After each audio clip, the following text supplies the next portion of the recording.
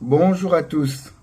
Les états généraux du sport vont avoir lieu et franchement, j'en suis très content quoi. Donc c'est l'occasion justement de parler de sport, de parler du développement de cette pratique au niveau du Congo.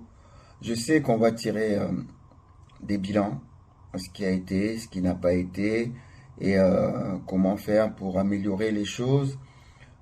Ça, je sais qu'on va en parler. Donc, pendant 4 jours, chacun viendra apporter son témoignage et son envie, et son idée, pardon. Moi, je tiens à contribuer aussi en parlant de l'expérience parce que, au-delà de ça, j'espère qu'on va vraiment parler de la vision que l'on a du sport euh, dans notre pays. Et partant de là, je crois que ça pourra nous édifier et changer complètement même notre politique de développement. Je vais m'expliquer petit à petit. Je parle de mon expérience tout simplement. Quand je suis rentré au Congo, euh, j'ai commencé à entraîner la SV Club. Directement, les gens sont venus me voir pour me poser la question, mais coach, on entraînera on a Langni. Bah, écoutez, je parle en français, je parle en lingala. Et directement, ça a été coach dosé, dosé français. Bah, Petouana, bah, tangate, bazama yelete. Donc, dosé français. Et ça m'a. Je pensais avoir oublié ça. Ça m'a rappelé des choses, début des années 70. En fait, la vision que l'on a du sport et du sportif, c'est quelqu'un qui n'a pas étudié. C'est quelqu'un qui n'est pas intelligent. Voilà ce qu'on a comme vision. Et ce faisant, justement, dans nos politiques de gouvernement, on ne s'occupe pas de sport, puisqu'il s'agit d'une activité qui ne concerne que les gens qui ne sont pas intelligents et qui ne méritent pas qu'on se penche dessus. Donc, on ne se penche pas sur les soi-disant musculaires, donc les muscles, mais on se penche sur les cérébraux, c'est-à-dire ceux qui doivent être au gouvernement, aux affaires publiques, aux entreprises publiques, voilà. Ceux-là méritent qu'on s'en occupe. N'était pas dans le sport. L'avenir était d'aller à l'école et et de trouver un bon travail. Et ceux qui faisaient du sport, ceux qui jouaient au foot, ceux qui jouaient, qui faisaient de la musique, ça aussi je passe au niveau de la culture, étaient considérés comme des gens qui ne vont pas à l'école et donc des voyous. Et voilà un petit peu la réflexion. Et d'ailleurs, je dis toujours, le terme, par exemple, dans le cas du foot, de footballeur, n'était pas utilisé. On disait joueur. Donc le joueur, là, c'était très péjoratif. Hein. Donc voilà un petit peu. On est resté dans cette image du grand Zaïre, du scandale géologique. Ce mot scandale géologique ne vient pas de maintenant. Il vient de cette époque-là. Et le maître mot, le grand slogan, je me souviens de cette époque-là, c'était l'objectif 80. Objectif 80. Donc on était début des années 70 et c'était l'objectif 80. On chantait ça, on louait ça. Tout simplement, ça voulait dire que avec le niveau de vie qu'on avait, le taux de croissance qu'on avait, ce qui fait début de 70, c'est que 10 ans après, en 1980, on allait certainement être la troisième puissance économique mondiale. Donc, ça veut dire qu'on était dans un très beau pays et c'était simple. Ça, je comprends. Je l'ai compris aussi en allant en Chine. En Chine, avec le boom économique qu'il y a en Chine, moi j'étais entraîneur de Shanghai chinois. On ne récupérait pas beaucoup d'enfants qui venaient faire du sport, faire du football. Tout simplement parce que dans la réflexion des parents, d'autant plus qu'ils ont un seul enfant, quand vous avez un seul enfant et qu'il y a un boom économique, vous n'allez pas l'emmener dans le football.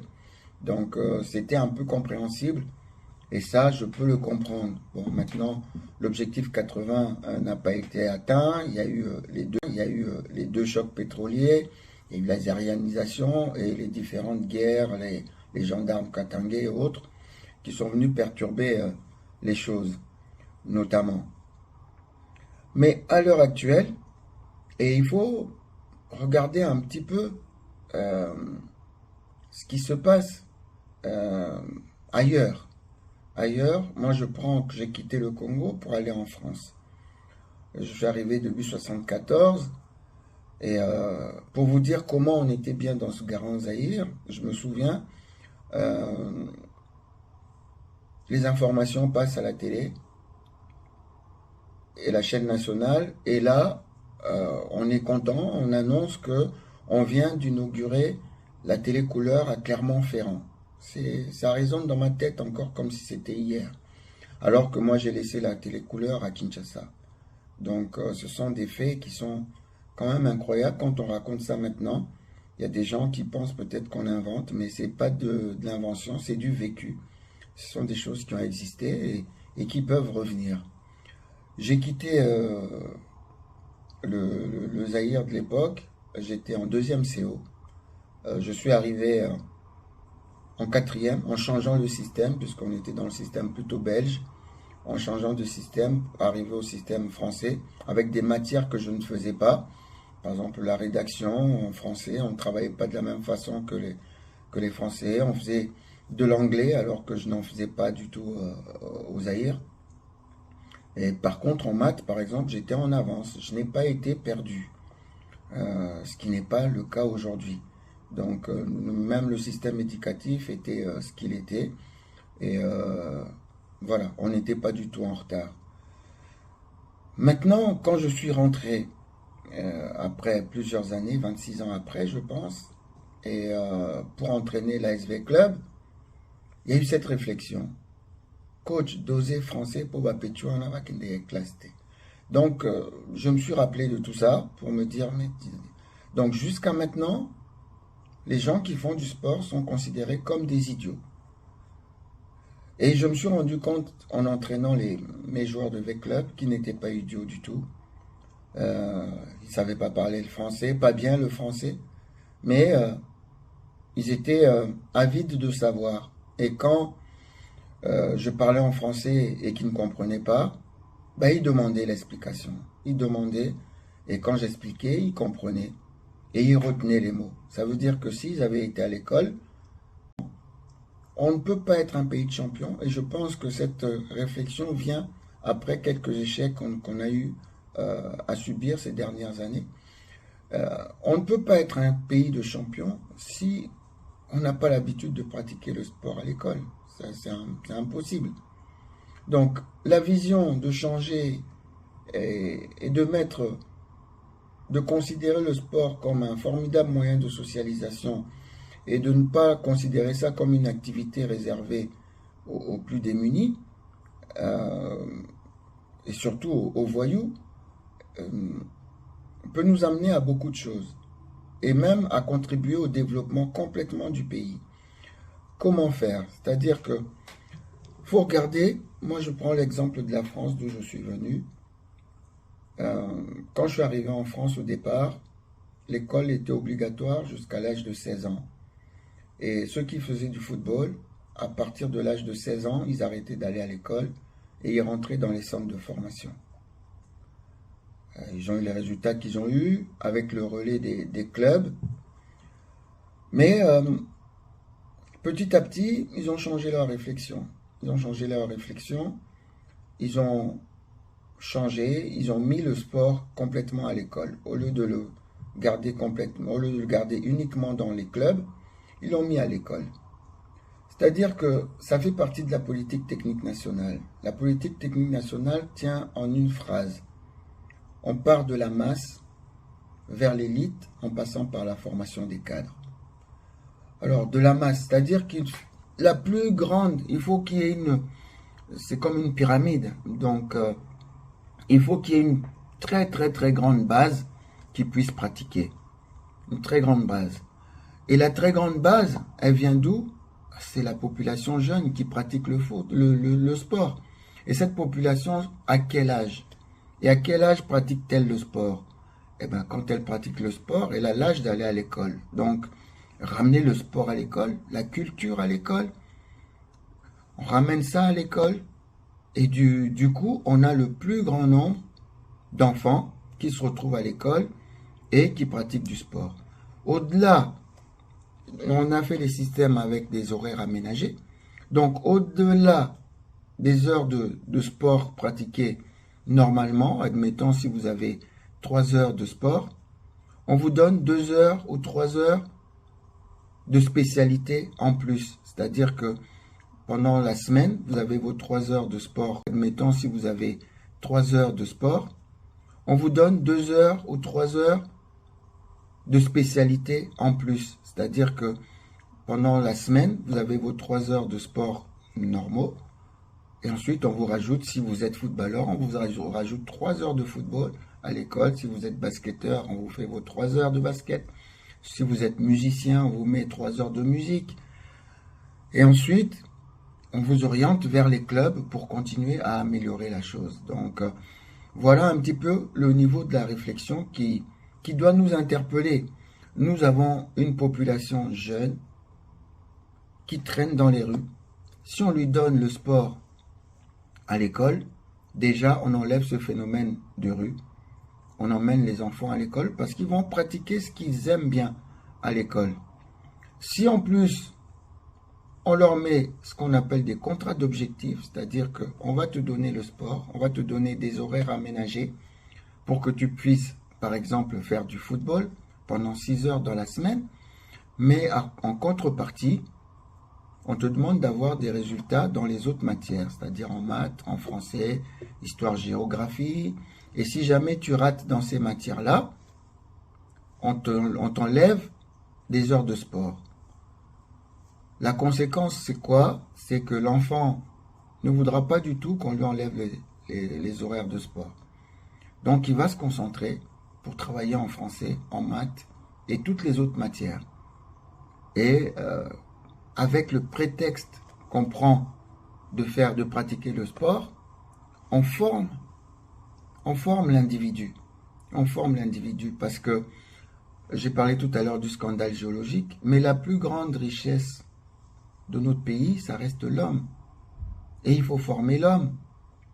Avant, et en formant l'homme, on fait son rôle de l'État. On est au courant que l'égalité entre les gens n'existe pas. Il y a des gens qui naissent dans des familles nanties. Ils viennent avec une cuillère dans la bouche. D'autres ont du mal parce qu'ils ont des parents qui ont beaucoup plus de difficultés. Et cet ascenseur social est très très difficile. Est très difficile à rompre. En Europe et dans notre pays, il y a eu ce système qui permet de réduire un petit peu les inégalités sociales. C'est le système de bourse. Vous savez très bien que la bourse a disparu chez nous depuis très longtemps. Et avant que même on mette le sport à l'école,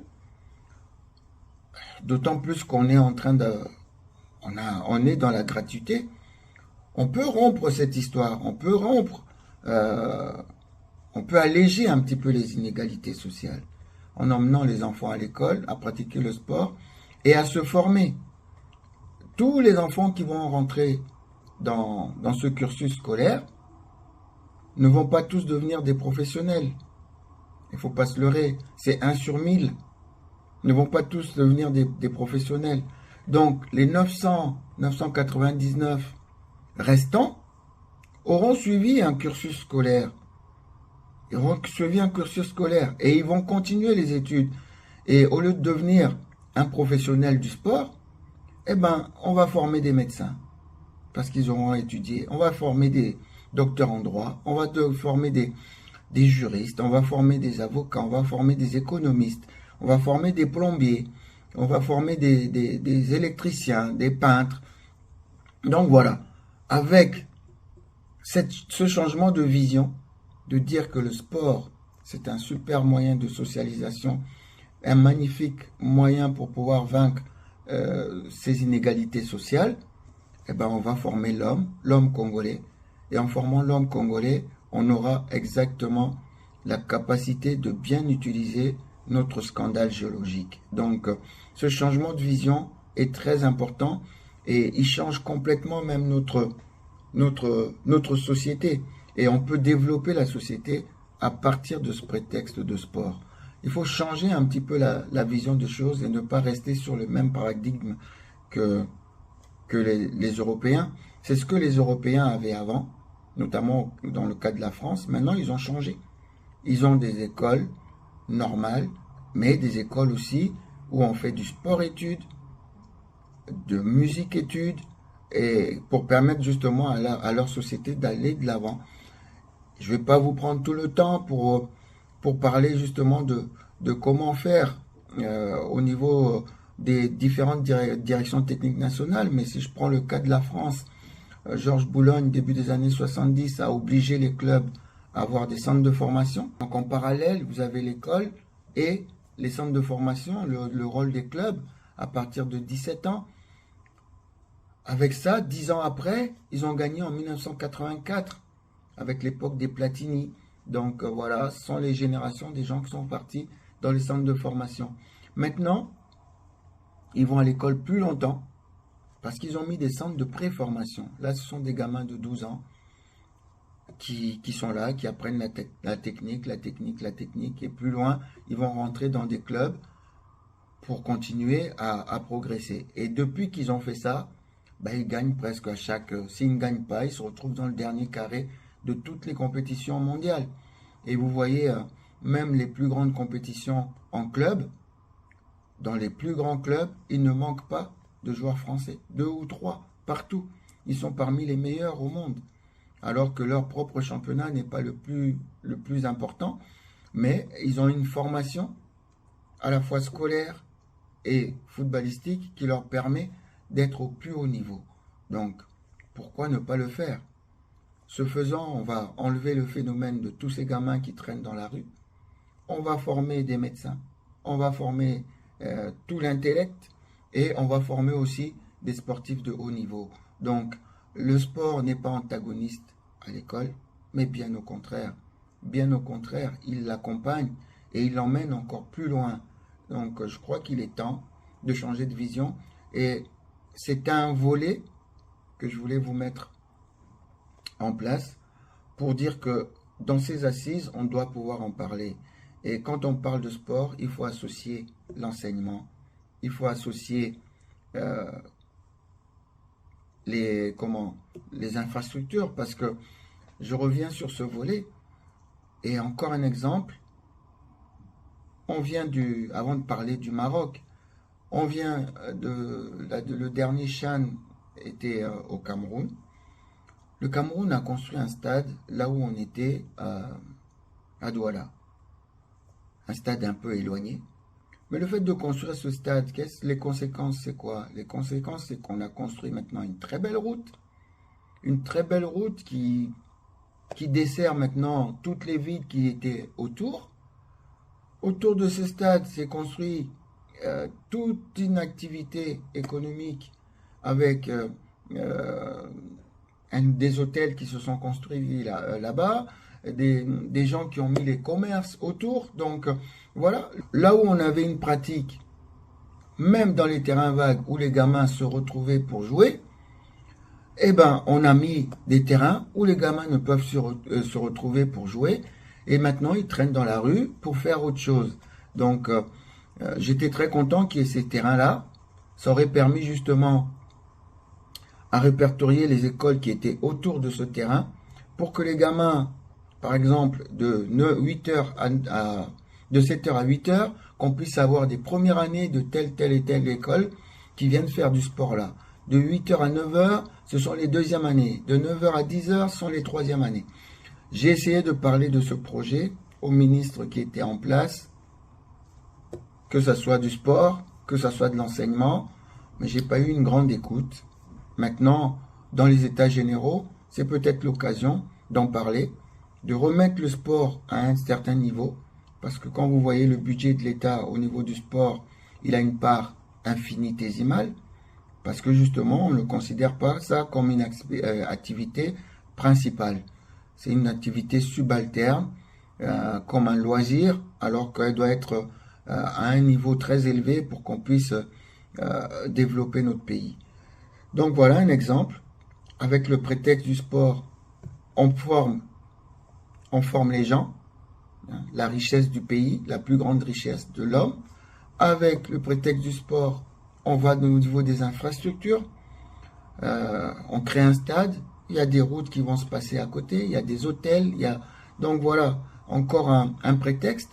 Et ce prétexte peut aussi avoir son développement si on organise une grande compétition. En organisant une grande compétition, elle va être rentable, parce que maintenant, toutes les grandes compétitions qui sont organisées sont rentables. Donc, on emmène à nouveau de l'argent au niveau du pays, on emmène des infrastructures. Donc, tout est bénéfique. Je crois qu'il faut pousser la réflexion de ces côtés-là pour qu'on puisse justement amener le sport à un niveau qui puisse arriver au développement du pays. C'est vraiment le développement du pays. C'est pas seulement le fait que les léopards aient perdu un match. Ce sont des choses qui arrivent et les léopards, si on s'y met, vont à nouveau gagner. Mais ils gagneront d'autant plus qu'on aura beaucoup travaillé en amont pour cela. Donc toutes ces victoires se préparent. Et on est catastrophé à chaque fois que les léopards perdent. Mais a-t-on préparé ces victoires que l'on cherche tant? Encore une fois, comment être un pays de champion si on ne pratique pas dès le plus jeune âge? Comment être un pays de champion? Il ne faut pas penser au miracle. De temps en temps, on peut avoir une très bonne génération, une génération spontanée qui fait que vous gagnez. Mais dans la durée, ça ne peut pas tenir. Ça ne peut pas tenir. Donc il faut déjà donner ce goût-là. Dans les autres pays qui gagnent, il y a cette culture de sport. J'ai eu la chance de vivre en Allemagne pendant une année, dans les années 80. Les gens vont à l'école le matin et l'après-midi, pratiquent du sport. Dès le plus jeune âge. Vous prenez l'exemple de la France, j'en reviens encore une fois. On a aménagé des heures dans le cursus, dans les écoles, pour qu'on puisse faire du sport. Mais chez nous, il y a des écoles qui n'ont même pas une cour de récréation pour pouvoir faire de la gymnastique. C'est une hérésie. C'est une hérésie. Donc voilà ma petite réflexion qui peut, j'espère, contribuer à ce qu'on puisse avancer. Un autre exemple, quand j'ai parlé de tout cela aux différents ministres, que ce soit de sport et de l'enseignement, quand je n'ai pas eu un retour favorable, j'ai mis en place, grâce à mon association, je suis allé démarcher les écoles moi-même pour mettre du foot études avec des horaires aménagés. Et ça a marché, ça a très bien marché avec 8 écoles. L'année suivante, je suis monté à 16 écoles, mais j'ai fait ça à fonds propres, en payant les éducateurs, le matériel et tout cela. Et puis après, j'ai voyagé, je suis parti, donc n'étant pas sur place, le projet s'est un petit peu arrêté. Mais ce que je voulais, et avec le dernier ministre avec lequel j'ai parlé de cette histoire, je voulais qu'il puisse regarder ce qui s'est passé pour qu'il puisse le prendre et que s'en accaparer, parce que ça a très bien fonctionné. Mais encore une fois, j'ai pas eu d'écho, j'ai pas eu de retour. Je ne désespère pas, mais voilà. La réflexion est importante, elle arrive à point nommé pour qu'on puisse changer vraiment notre vision. Merci.